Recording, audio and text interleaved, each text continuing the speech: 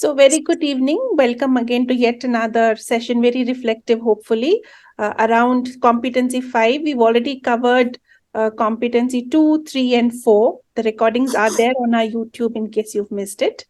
And today we are here to discuss Competency 5, which is maintains presence. Before we jump into the sub-competencies and try to unravel, what does maintains presence mean to each of you? You can unmute and speak. If you want to put it in the text chat, that would be fine too. Your own definition, not the ICF definition.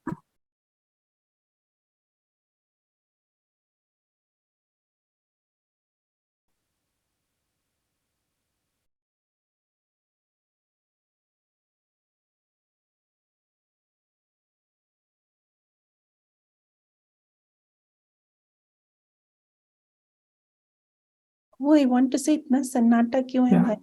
Yeah, Shanti, I'll go first then. I would probably relate it with presence, not just while coaching, but always. One of the ways that it has helped to bring coaching presence is to practice presence outside coaching. Presence outside coaching. Tell me more.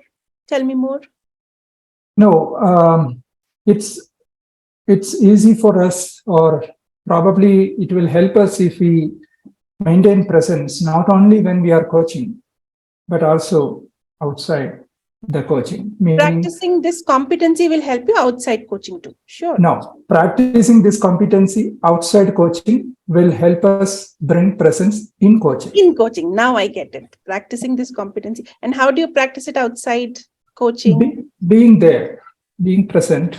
Being there, all the time. I mean, whether you are reading a newspaper, whether you are in discussion with someone else, whether you are driving, whether you are whatever. So I think this presence is not just limited to coaching. The way I would see presence is our presence, the being overall, not just while coaching.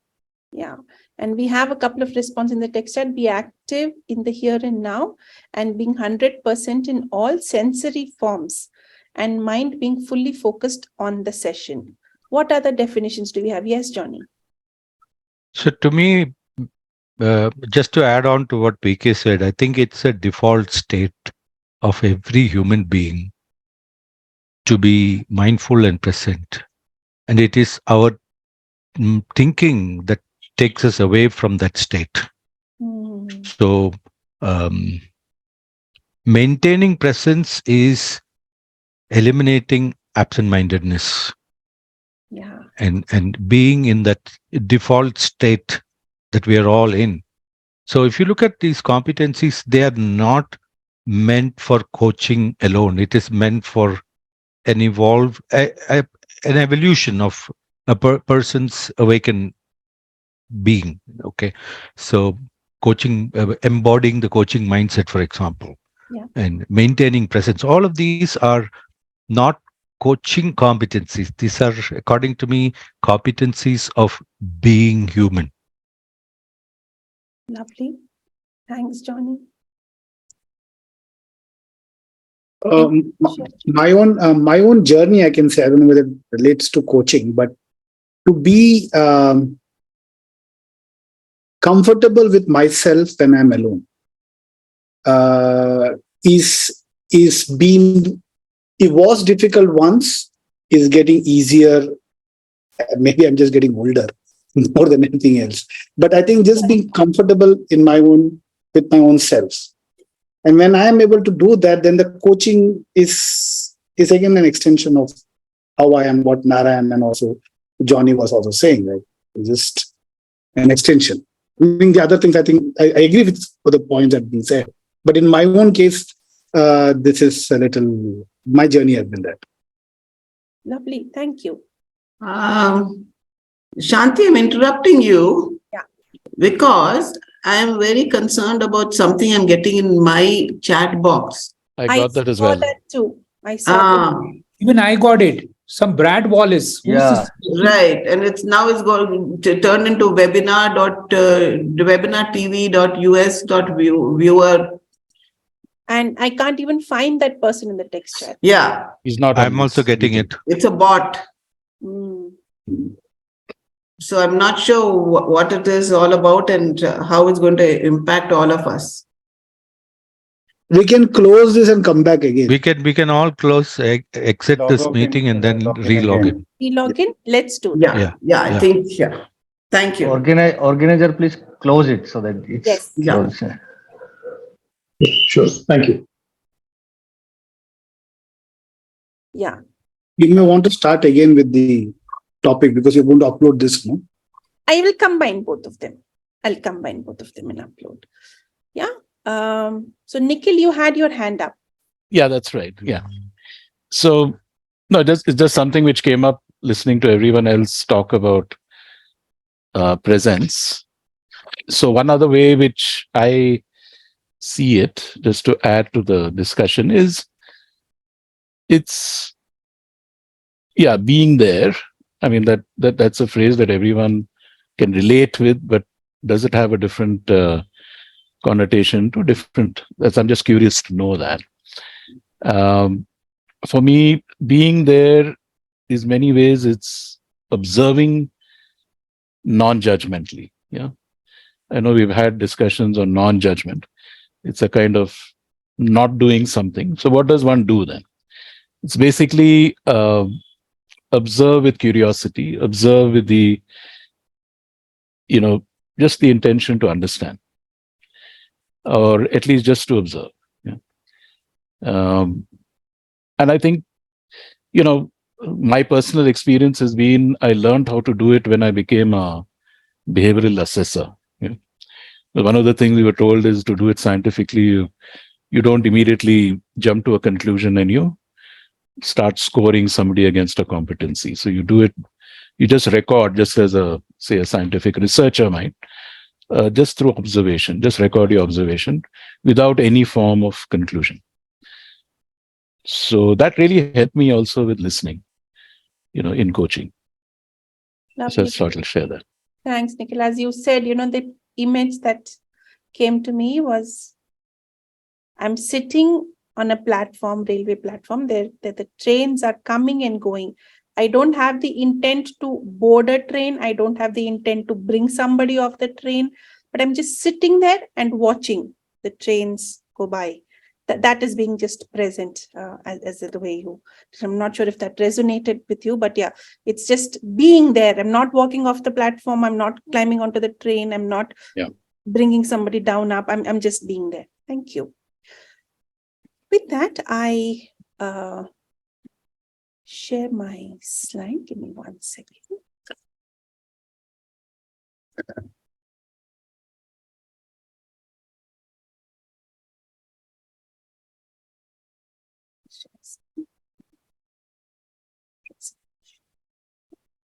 The competency reads, sorry.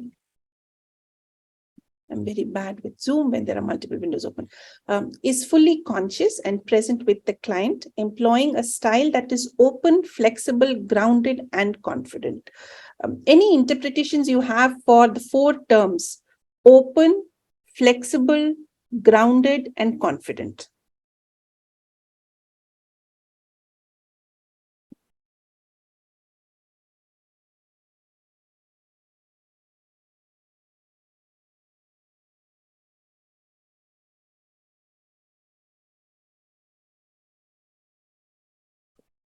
So to me, it means the fullness of, not like Nikhil was just mentioning about, that curiosity in trying to be there and understand. And I often get stumped with this question that I'm asked by somebody saying, okay, so what do most people, what's the trend that you're seeing from coaches?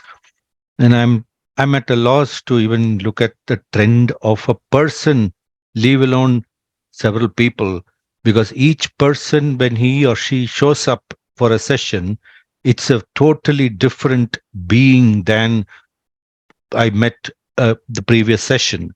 So I think these words encompasses that. So I deliberately stay away from looking for patterns Hmm.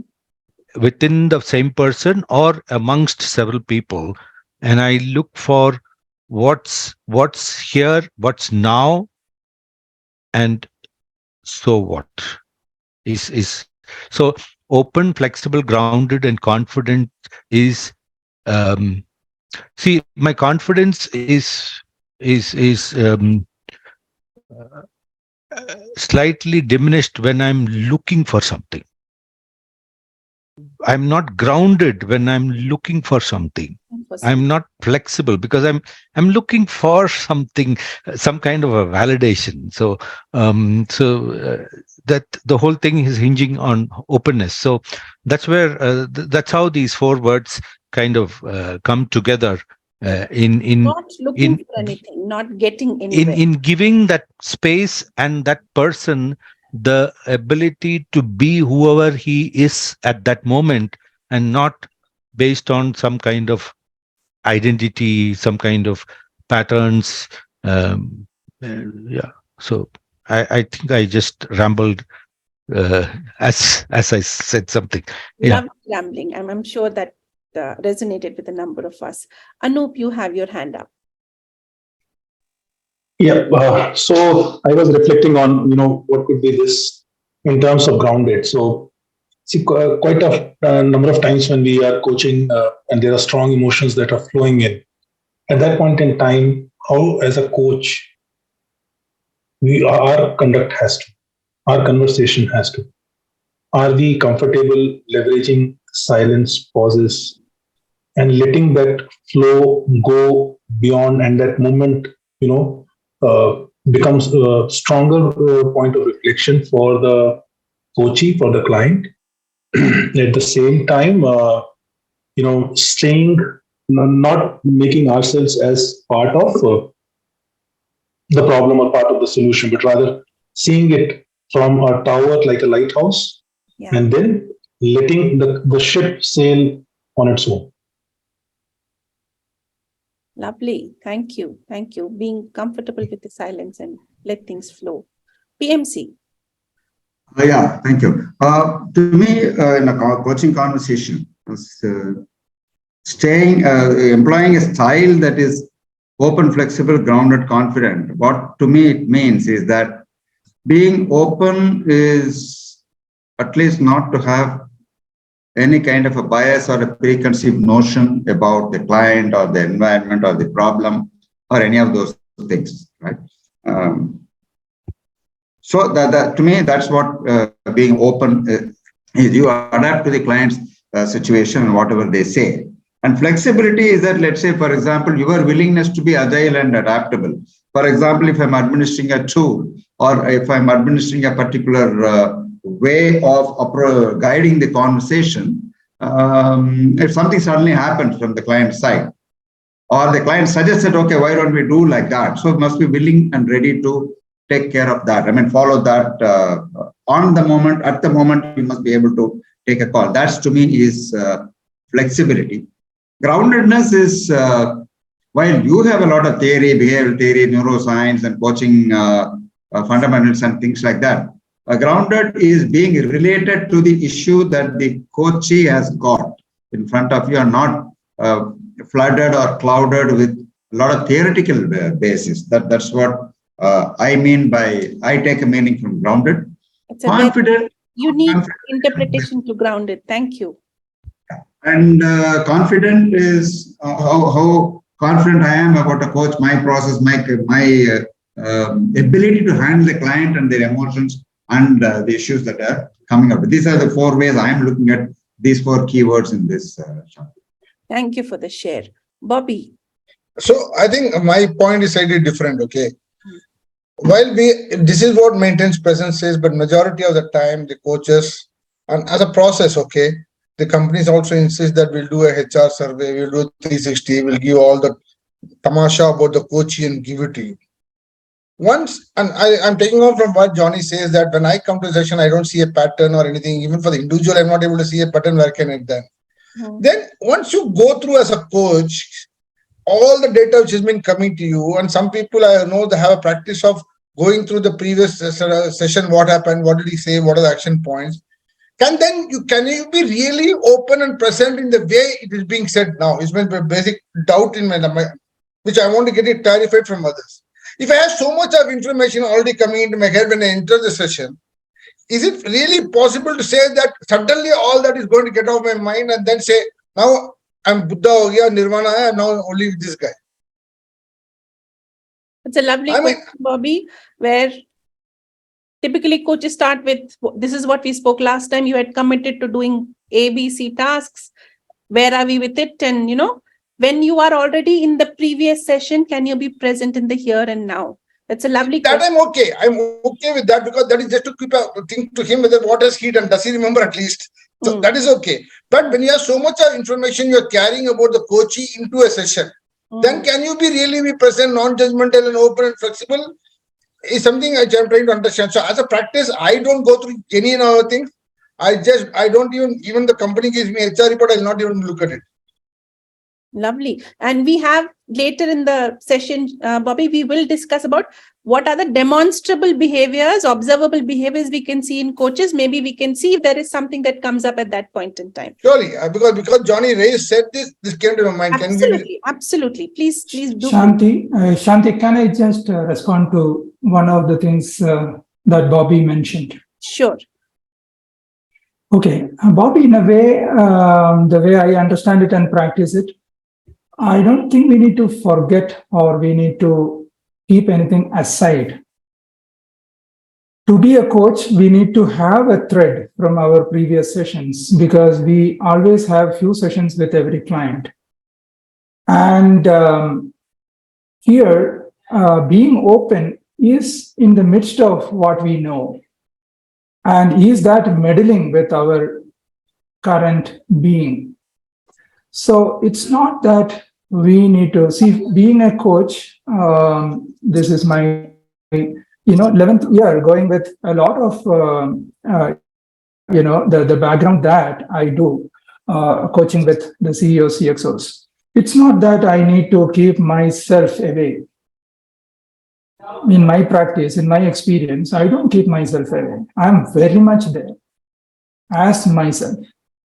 On top of that, the coaching happens. So it's not we need to be depriving ourselves of all the strengths and the caliber of myself being there. Being there, open, flexible, is that our erstwhile experiences or the knowledge or the experiences with the client and probably it's all there, but that is not meddling. That's not prejudicing any of the things that is happening at that moment. Definitely, they all contribute to the questions that we ask later.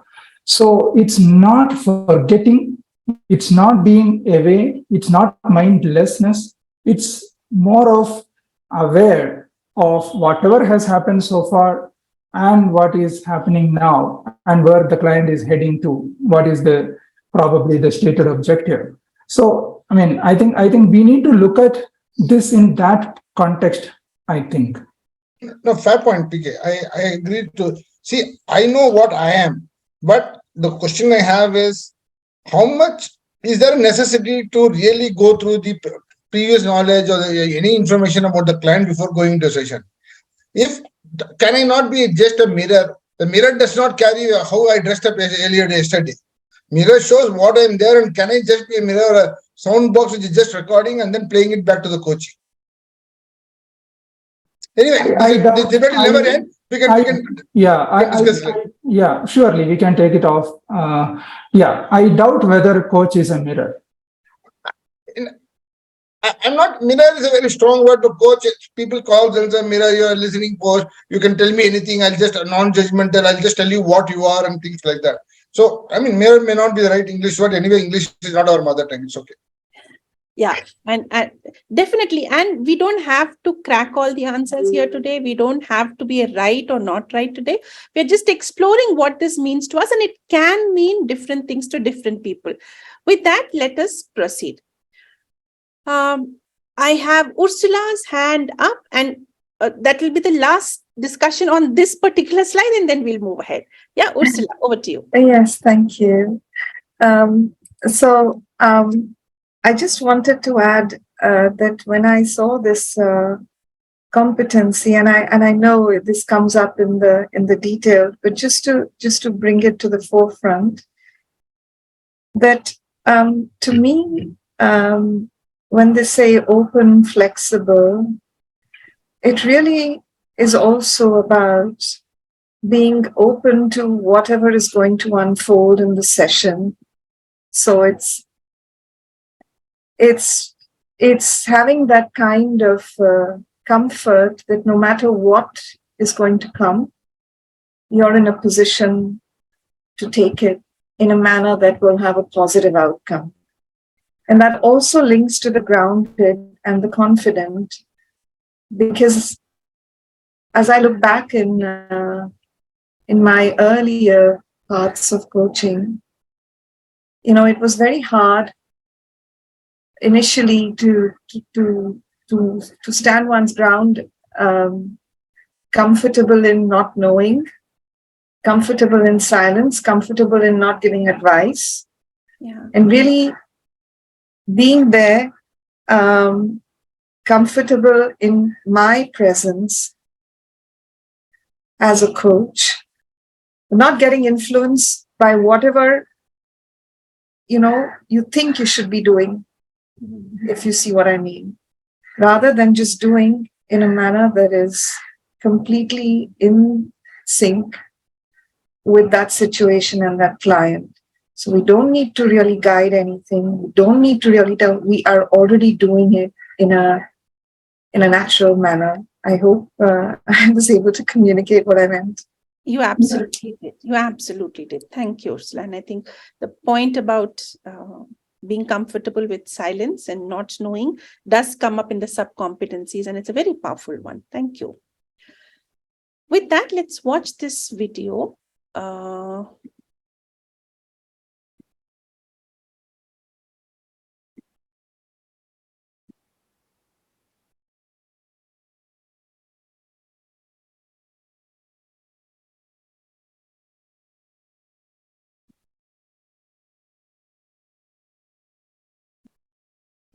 It moves to the next slide, but doesn't play.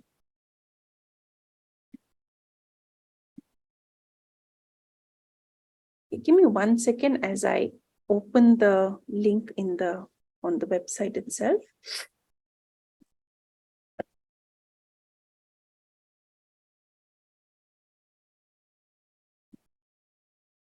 Welcome back to the... Okay, it's open and I share my screen again.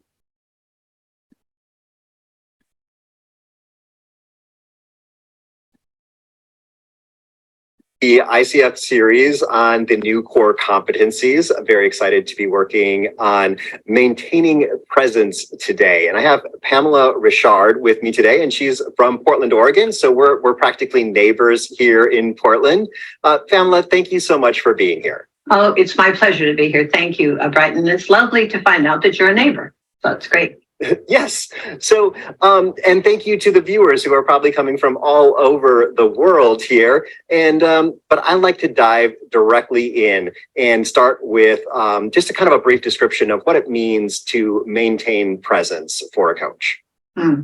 Coaching presence is the ability to be with another human being with an open, flexible, engaging, compassionate way of being, without attachment and confidence.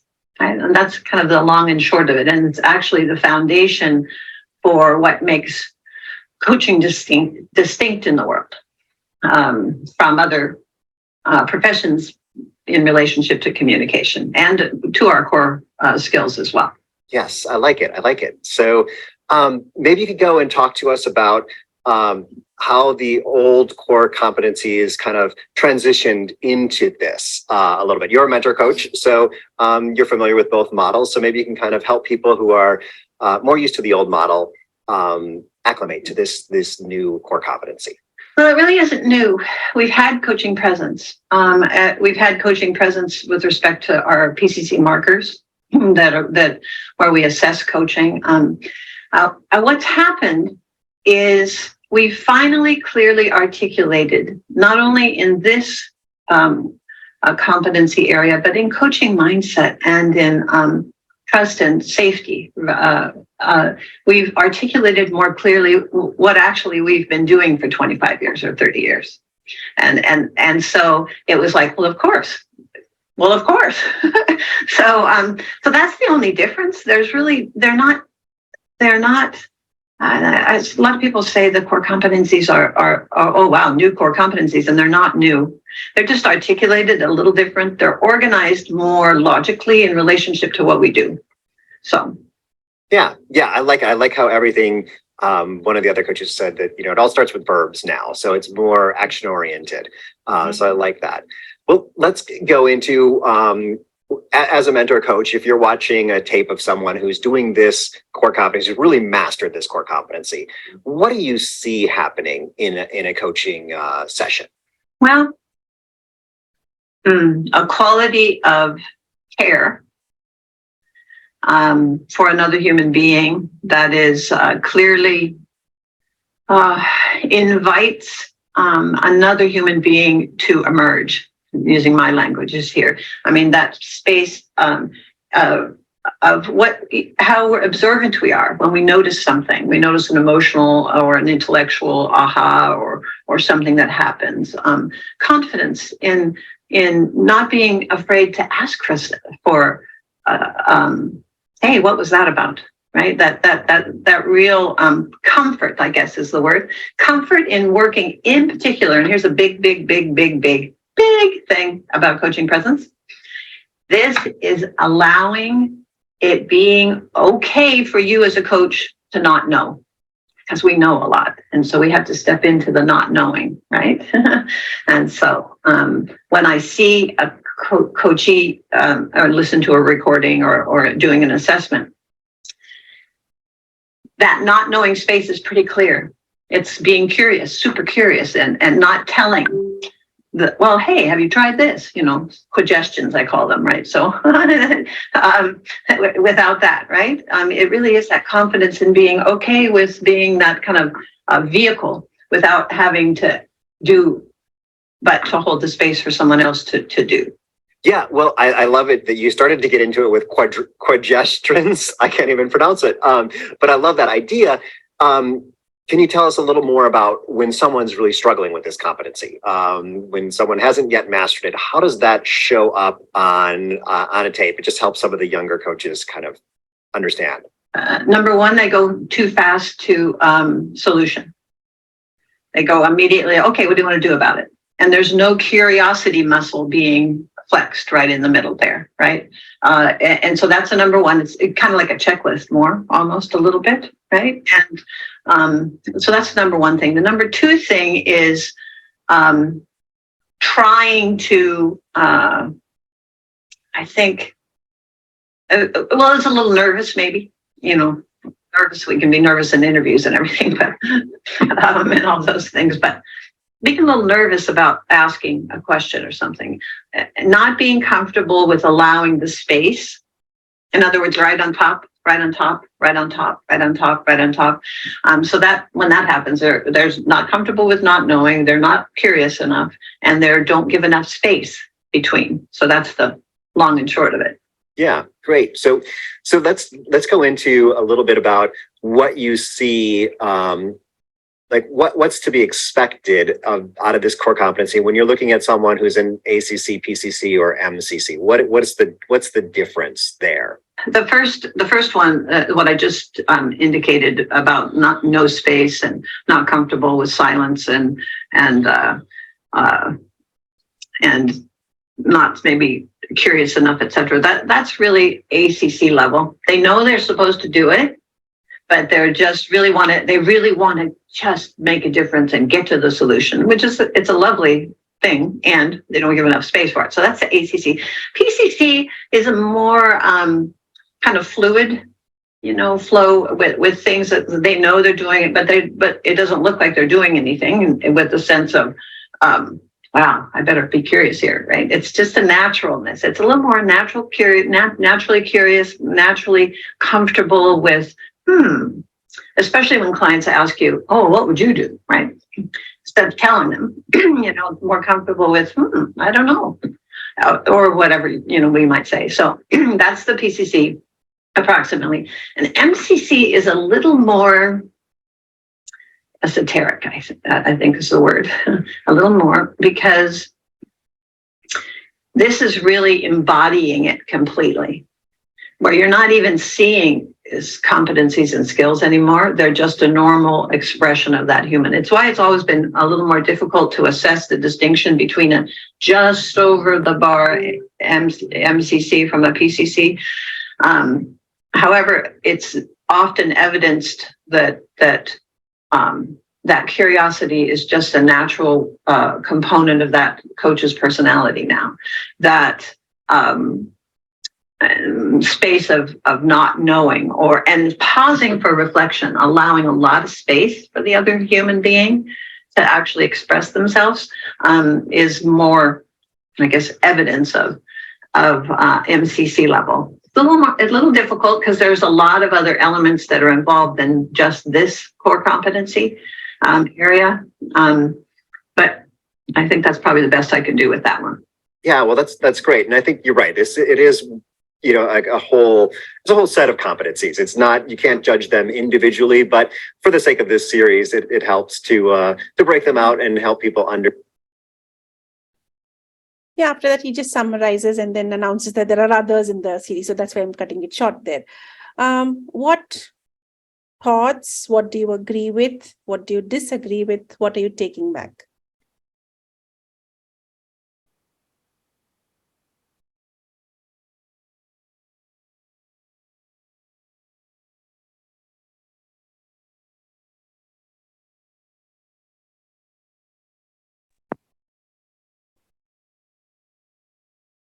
Yeah, I won't say that I don't agree with that, but have a comment on one of the things that they talked about ACC, about three things. Two of them I remember, silence and curiosity.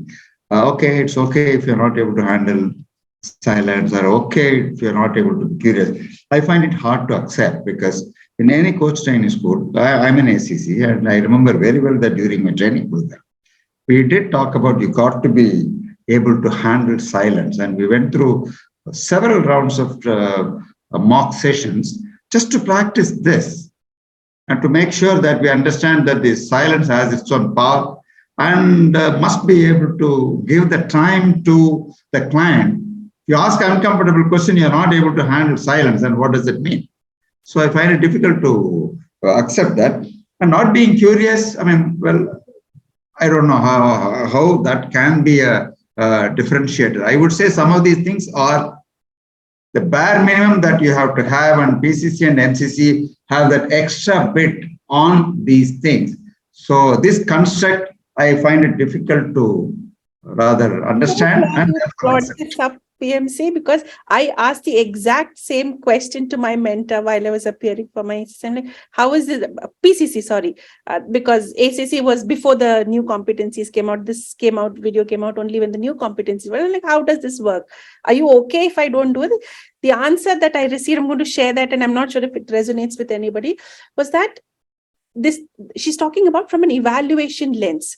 At an ACC level, if they observe that the coach has missed being curious a couple of times or missed staying with the silence, they can consider it still at an ACC level, but it is not okay at a PCC level and absolutely not okay at an MCC. So that's the reading of this. And I think I was convinced, but yeah, let's see. Does anybody have any other interpretation? I know there is somebody who's raised their hand. I think what I'm taking from this little clip is a conversation about pass mark. not about the maximum marks that one can score. So just the bare minimum that you get to clear the, so like 35% is a mark without red. Anything less than that will be red. So I think that doesn't stop me from, for me, I think the whole gamut of range between 35 to 100 is where I'm going to be working towards being a better version of myself. And these gates mean nothing to me, whether it's an ACC, PCC, or MCC, because if you once you become any of these in terms of that chit, then the moment you say, okay, I've arrived, then you've lost it. Then yeah. So therefore, I think my constant, and I agree with PMC 100% that it's a constant journey.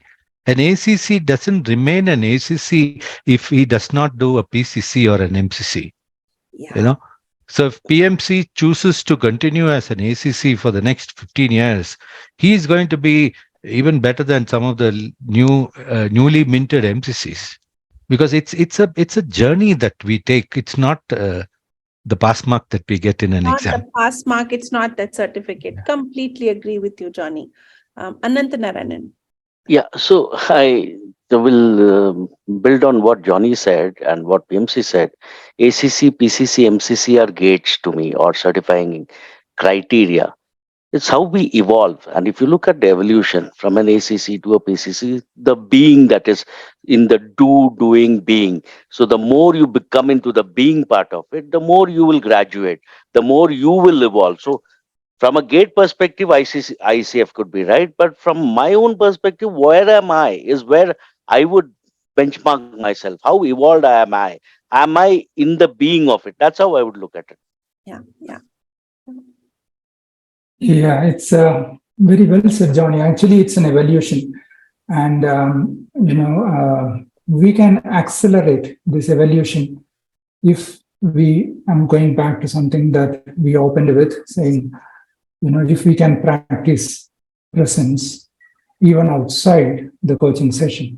I didn't mean being coach-like. I mean presence. It's a very significant difference. So if we are present all the time, I think we can accelerate this evolution that Johnny was mentioning, 15 years of ACC. So if we can practice, so that has immensely helped. Being present has helped bringing coaching presence. Lovely. Thanks, PK. Yeah. So PK, just to add, sorry, Ravi and Nikhil. So it's like saying, I breathe only when I do a pranayama exercise. Yeah. It's not the case. I breathe constantly. So that's what I'm picking up from PK when he says that you're not doing this as a competency while coaching. You're constantly being present, mindful. Right? Yeah, thanks. Yeah. So just to pick up on that, that I had a similar listening to PK and also to MC earlier, and now Johnny picked up. So just I was fascinated by, okay, I haven't done it myself, but experiences of people who do Vipassana, right? One of those things where you sit on those 10-day retreats. I'm sure there are in other traditions something similar as well. But this was really something about someone who goes in there with a typical, let's say, at least surface cynicism that, how am I going to sit for 10 days, right? And you're supposed to observe your breath. Something as mundane as that. And then what I hear, or I even read about it, saying that, initially all those objections come up in you, right? And then they kind of fall away. I think you're talking about the trains coming into the station and leaving. Yeah. And there is a similar exercise. I think it's again a Buddhist practice that you watch the leaves going on a river or some such thing, right? You could have anything in nature, I'm sure. Yeah, it's very easy to link when you like to walk around in nature, you'll see enough of that, which can calm your mind. And it's something like that. It's not, to my mind, I see a clear continuum there. you're able to do it, to take PK's point. If you're going to be able to practice it well outside of coaching, I mean, just as a way of life, it kind of opens your mind. The thing about being open and flexible, it opens your mind to everything that is there, which you won't otherwise notice. Just thought it's something linked, I feel, to even, maybe if you try Vipassana. I haven't tried myself, but I've heard a lot of people who've had this experience. Thank you. Ravi, please go ahead. Yeah, first and foremost, Nikhil, I'm sure Johnny and others must have gone through. I've been through Vipassana myself. And the whole idea is managing the breath to be conscious of your presence and cut yourself off from everything. So that's just a response to you. But the basic point I want to share, and I leave it to Shanti to decide, is for me, any of these competencies to be effective, they need to be culturally sensitive also. I've done it right from Japanese to European to American coaching, and every time it's different. And the body signals, the tone, the language really makes all the big difference. And I think that's where the presence is very contextual from me, from a cultural point of view. There's a point I want to share. Ravi, would you want to take an example of how presence differs or evolves or changes with the culture? That would be helpful. Sure. I mean, if you see, for example, for us, putting your arm like this, on the chest and folding your hands is really being very respectful. But if you look at it from the Western point of view, it shows you're defending yourself. You don't want to be, this thing at all. So you're just saying, hey, listen, I'm out of this. So that's one of the fundamental things. And the other one is shaking of the head. And I know that, we have this doing this round and round, and people can't make out what is happening. So there are a lot of these things that have, and similarly, like I said, it has to do with the phrases and it has to do with many of those things. Lovely. This is what I would. Thanks for breaking it down for us. Yeah. Any other share before we move ahead?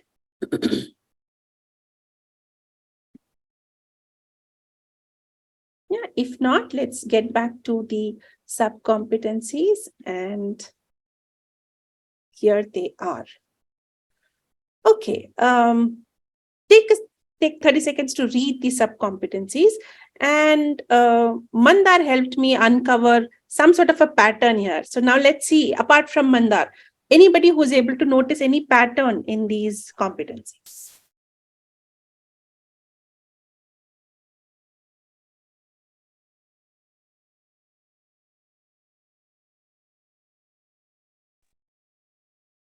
Is it all about clients? Once again, please. No, I said, is it all about clients? Is that a pattern? It's all about clients. That's true, but it's not a pattern yet, huh? Is it how the coaching session progresses?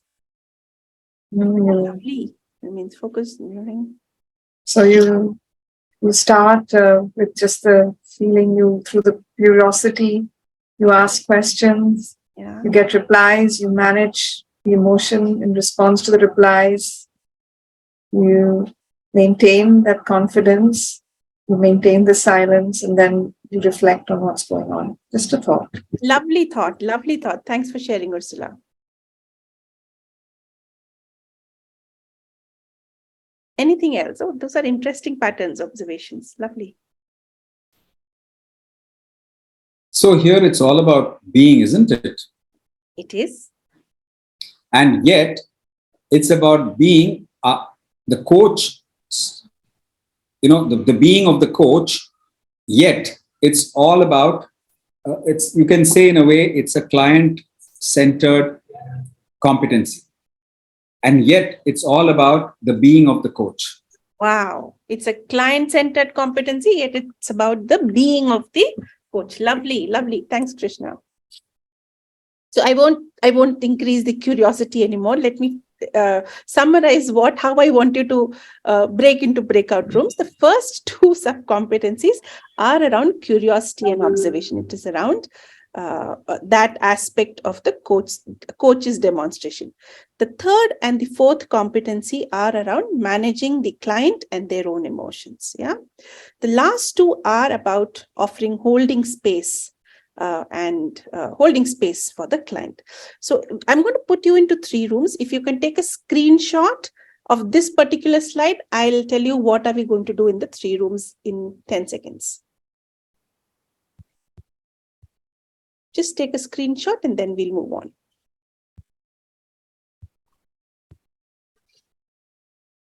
Yeah. So now, I think let's not do the fourth one, because all of us did agree in the previous conversation that the competency remains the same. Maybe you are still evolving to practice it very naturally at an ACC level. It comes to you more naturally at a PCC level, and it is you at an MCC level. That is the only difference. Apart from that, I think what does the competency mean really does not change from an ACC, PCC to an MCC. So we will not do that last question. The first 3. The knowing, doing, being of a coach, as they demonstrate that. So room 1 will do the first 2 sub-competencies and answer the first 3 questions. Yeah, knowing, being, doing, the challenges that the coach may face, and how, tangible things that the coach can do to practice, to become, to maintain presence. Yeah, you can take a screenshot of this too. Then I will break you into breakout rooms. Sorry, let me stop sharing.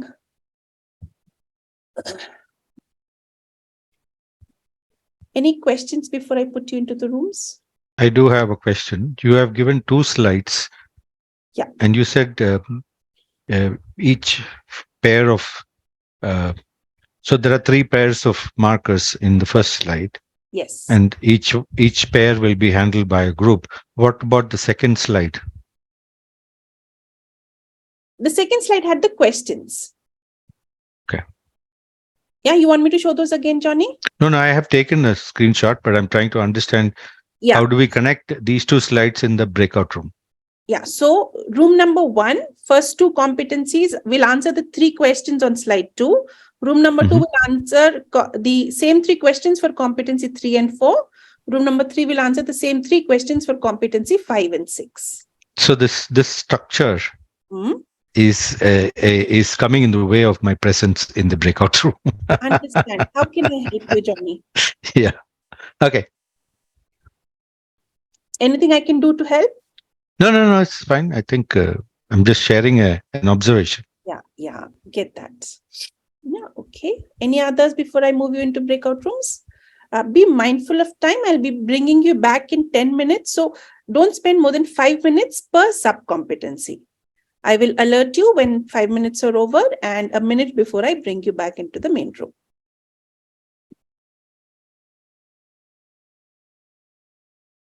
Welcome back. We'll just give it 30 seconds for everybody to be back and settled. So I think may make one suggestion. Can we get an extension of 5 minutes if the time permits? Time doesn't permit. No worries. Yeah, we will. It's a discussion. So we will share whatever comes up for us as we discuss. Yeah, okay. Let's get started. So room number 1, what have you uncovered?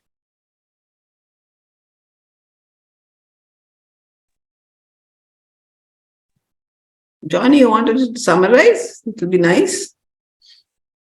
We nominated you for that. Bobby was just saying that, and that's when we moved out of the room. And I said you can say whatever we didn't say also. It's fine with us. Yes. Some very, very interesting discussion. It took us a little while to get started. And then, of course, like Kanu was saying, it would be nice to have a little more time. But yeah, some of the things is presence. So when we're saying presence in the coaching scenario versus when we talk about presence, say, for example, executive presence.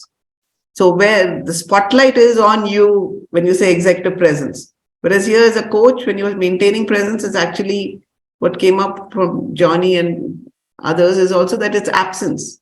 The spotlight is not on you. Lovely. And also some nice examples being shared here in terms of how we can actually do this, or when it comes in the way. Right? So with that, I think I'll invite the others to add on. PK, Johnny, there was Bhaskar. Who were the others? Who were, Shikha was there. Yeah, Bobby. Anything more you'd like to say as summary? I think you summed it up. That's fantastic. Yeah. Thanks, Bhaskar. Yeah. This is a quick summary. The other thing we also said was, like you said, is not the focus is not on you, but the absence of you in the knowledge sense and just being a child when you're being there. You're present, but your absence is there. You are not there, but you're there.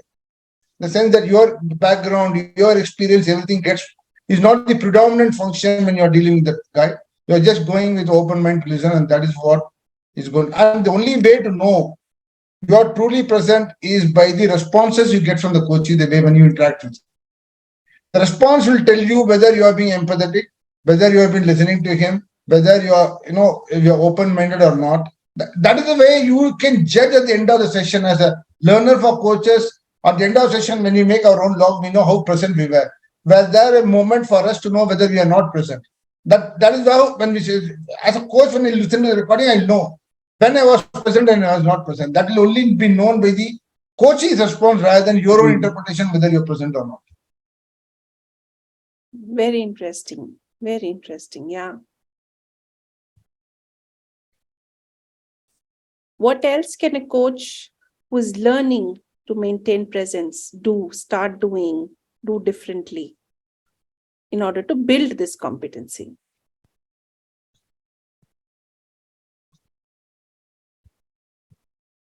हमने discuss नहीं किया.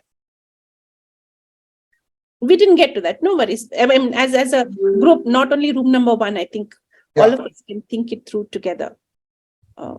What can they do to?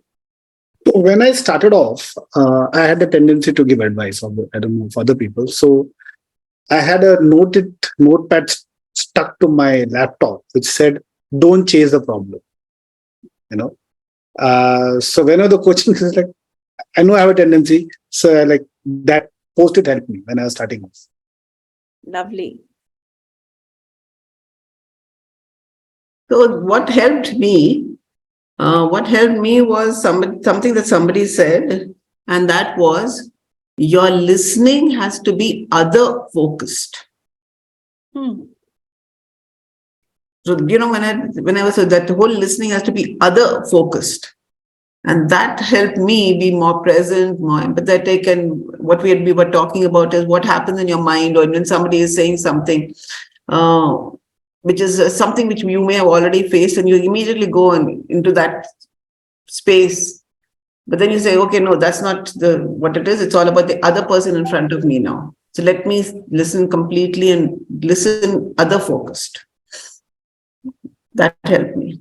Shanti, now that you asked the question, what an aspiring coach or a coach has to do is maybe keep be track of how often when the coach was speaking, I got a question in mind, I'll ask him next. That to me, that is the momentary loss of presence.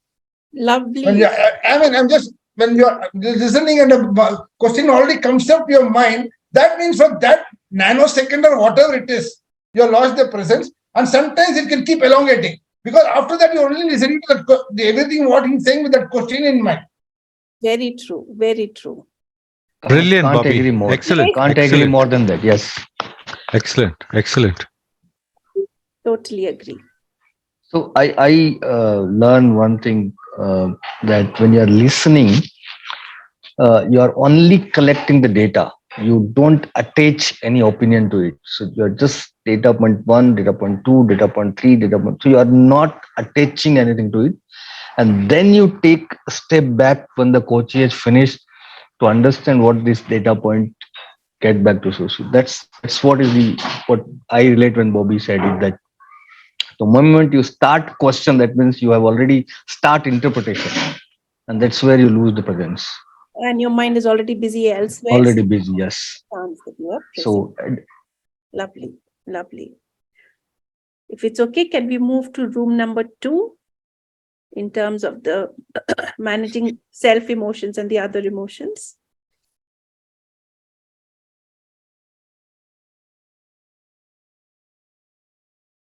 Requesting Deepak to do the honors, please.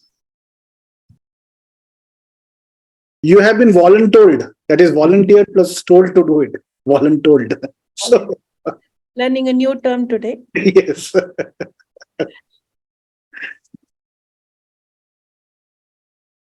I'll add. Please start. I think we only got chance to do the first question. How do you manage our emotions? We didn't come to the second one. It itself was quite a rich conversation. Obviously, active listening is came up. If you're actively listening, then the chance of you to get emotional reduces. If you're in active, what Sushma also said earlier, right? You're listening with the other in mind. That's one. The second one that came up was also the empathizing with the client, but not getting emotionally hijacked. And two practices that came up was how do we do it within the session? Like we are also, while we're practicing, we also are human, we also can get emotionally hijacked. So I think one of the things that Anuj does, and I think that's Anup, sorry, does was he keeps keeping track of how many times he got hijacked in a conversation. And then that gives him an idea how to get back to the conversation as quickly as possible. I think one practice that PMC said about after a conversation is to reflect back on a conversation and to look at, did you actually get hijacked in this conversation? If so, what hijacked you? And having a reflection about your coaching session. I thought both these sessions were good. I added that one of the things that I think Anup said is to have awareness of what's happening inside you while you're also keeping an attention on the conversation, but also to have an awareness of what's happening inside you. And I think one of the things that I do is that I'm fairly tactile. So one of the things I notice is my toes tend to curl up sometimes. So then I know that I'm getting caught up in the conversation. So then that's a signal for me. I don't remember. Can you add others, Kernan, if I missed out anything? And Shikha has her hand up while others are thinking. Do you want to go? So actually, I have a question to ask. I am an aspiring coach, not trained really to be a coach. And all these conversations are quite enriching, feeding me up with, knowing what are the competencies required to be a coach and all. So my question is that how do we really form connections with the client, with our coachee, if we are not bringing in our own experiences, about the situation? Like, my past experiences, for example, help me understand or being empathetic with the person in front of me, and I can relate with what the person is saying. But if I don't bring that part inside, while listening to the client, how do I really form connections? So does that mean being there, not being there? I am a little confused, about it. So what is the role that my own past experiences form in making a good understanding or realistic understanding about the client's problems? That's what I want to know. I have an answer, but I look forward for somebody in the group to chime in, and if there is I want to respond with a ritual that I do, Shika, with every conversation that I get into. Like we have this cultural habit of leaving our footwear outside before we enter somebody's space, I, in my mind, remove my backpack and leave it along with my footwear and get into the space, because it does not matter what I have learned in the last 40 years or 42 years of my corporate has no role to play in that conversation. In that conversation, it's all about the person whom I'm having the conversation with and his or her world. Nothing else. Nothing else matters. So I don't know if I've answered your question or if I've confused you further, but that's my response. Thank you. No, sure, partly. But what, my follow-up question here would be then, I mean, do you really then feel that whatever your client has said, you fully understood, you are in his shoes. You understand what he's going through, what That's he's beautiful feeling. that you brought the shoe metaphor. We tried to put our selves into the other person's shoes, for which we have to remove our shoes, isn't it? Yeah. Okay. Yes. Yeah, just to add on to what Johnny has said, so this is how my journey started. Way back in 2015 when I was wanting to get into the coaching space. The first thing that I did was I used to consider. Somewhere I read this. Your client is competent, resourceful, and wholesome. I used to always remind myself, even going back to if I think of my own experiences, and if I think that my experiences might benefit my client, how can I be sure about that? Because his or her situation, scenarios, context could be completely different. That's one. Second is, am I also ready to take the responsibility of the outcomes? See, when I do not remove my shoes, I stay in my own shoes, and I let my client also stay there. Then I am ensuring that I am not influencing the outcomes. It's a client's goals. It is what he or she thinks that will work to achieve that goal. It is their own confidence to work on those goals, and that's how I keep myself on that side. So during our conversation in our group, this is what Deepak also was saying, that so what I have this practice of where we have, the caveman used to keep account of how many days they have spent in a cave. So there used to be those 4 vertical lines, and then one line, which will be diagonally there. I hope I'm able to articulate that. So that was a way to count the number of days that a person has stayed in a place. So 5 set of 5s. So whenever I am in a conversation with my client, and if there is an emotion that crosses me, or there is an urge for me to contribute, or there is something that is coming in, I just take that very risk of that very nanosecond to put that line there. So according to my metaphor that tells me is that my thought has stayed with that line itself. Now I'm no longer restricted with that emotion or that thought. It's all about my client. It's all about what they are thinking. So my suggestion is, when you're thinking about your experiences and you make a suggestion to your client, then it is coach who is responsible. Tomorrow client can come back, turn back and say, hey, I didn't do this. My coach asked me to try out certain things. I did that and I failed. So that's how it is. Hope this helps. Sure. Yeah, definitely. It's very helpful.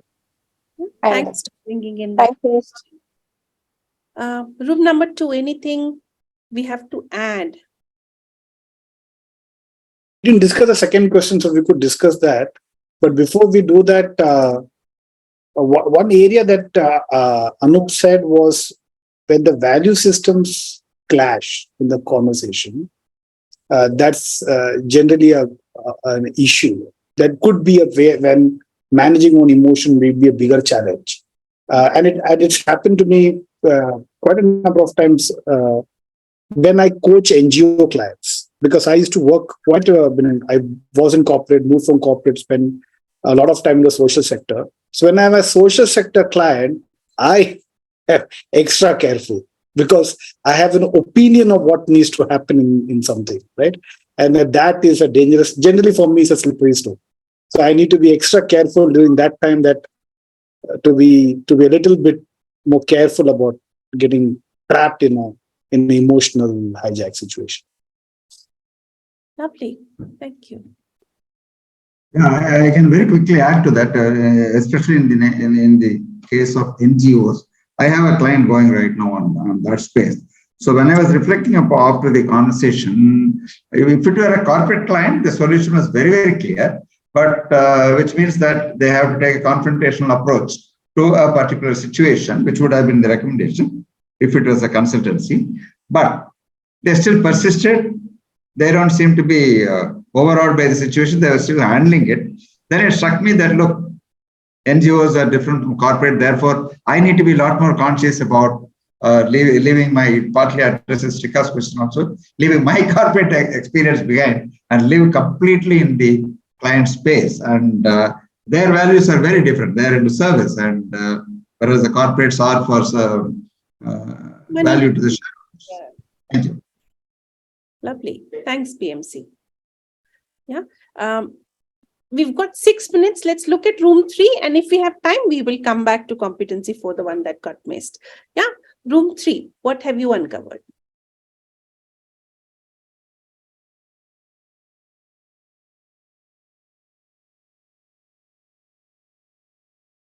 Nikhil, will you go ahead? I'm waiting for you, Sunil.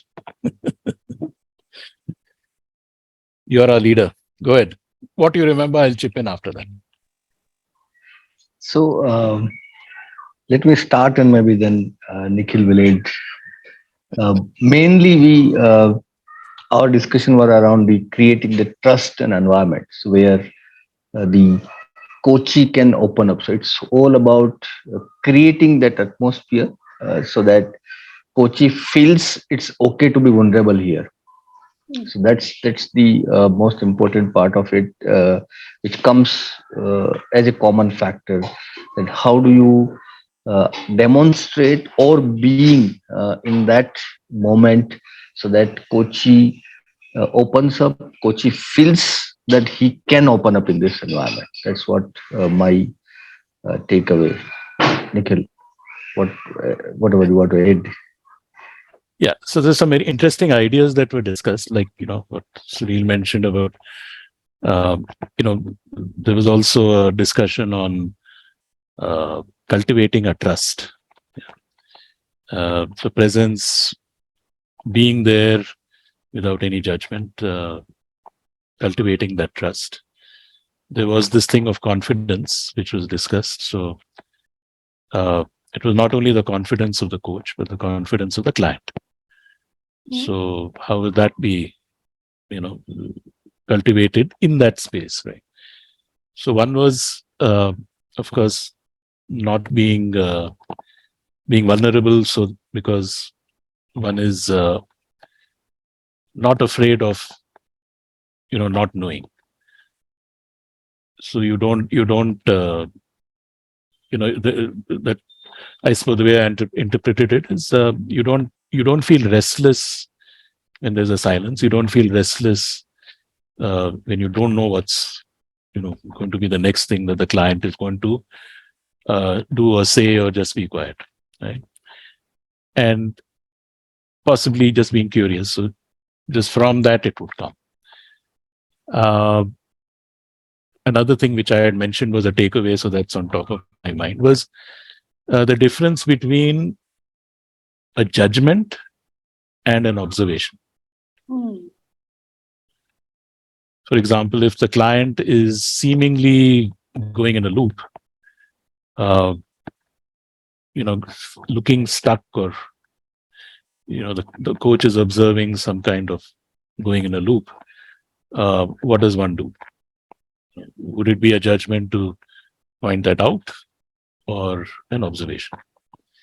So clarity, at least for me, that was the takeaway. What's the how clear are we about what we mean by not judging versus making observations? Anything to add, Ravi? Mandar? Ursula was there. Raka was there. Yeah, you covered it well. Nothing else for me. Okay. Srinivas, yeah. Mandar, yeah. Anything else? Yes. I think that was a lovely summary, Nikhil, in terms of the difference between an observation and a judgment. If I'm just calling out what I'm observing in the here and now, this is what is happening, and versus interpreting that observation and calculating and saying this is what it is, rather than this is what my observation is. That's the difference between judgment and observation. Lovely. We've got just a couple of minutes. I think we'll wrap up here. Any thoughts, anything that comes up for you, anything that you're going to walk away with and probably do differently, do more, do less of, anything that comes up for you?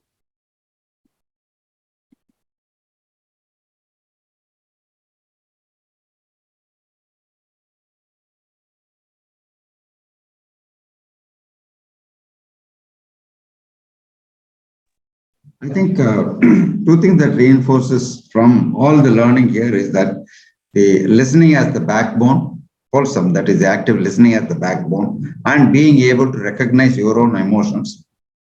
These are the two things that seem to be very, very important base competencies or base characteristics that you should have. Yeah, Thank you. I heard somewhere earlier also that, these competencies don't stand on their own, but they're so closely linked. So thanks, PMC, for calling it out.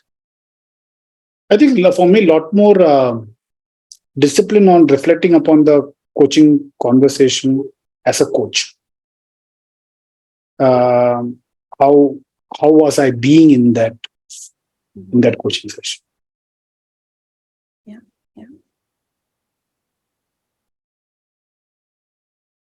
One else?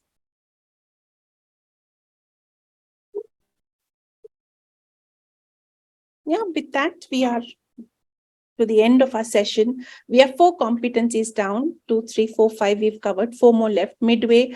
So doing a quick check, are these competency deep dives helping you? I know this is what you had said in the August survey, saying that we want to do deep dives. Are these competency deep dives helping? Are they engaging? I get a thumbs up from Johnny. Anyone else wants to comment? Should we continue with the rest of them? Lovely. Typically, I would announce the next session in the current session, say that this is what we're going to have 2 weeks from now. But the fact that several of us would have been just back from the conclave, we are not having a session on 20th. That is reason 1. Reason 2, one of the COPs wants that slot of 20th March. So we will be giving that slot up. We will have a session on 27th. And those who are attending the conclave, I will reach out to you. We would want to present our learnings back to the community in terms of what is it that we are gathering from the conclave, so that people who weren't able to attend are able to get a flavor of what those 2 days meant for us.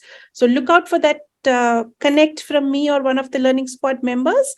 And once we nail down what that session is going to look like, I will share the invite. So this time we don't have an invite link to be shared in the text chat, but I look forward to connecting with all of you on 27th. Take care.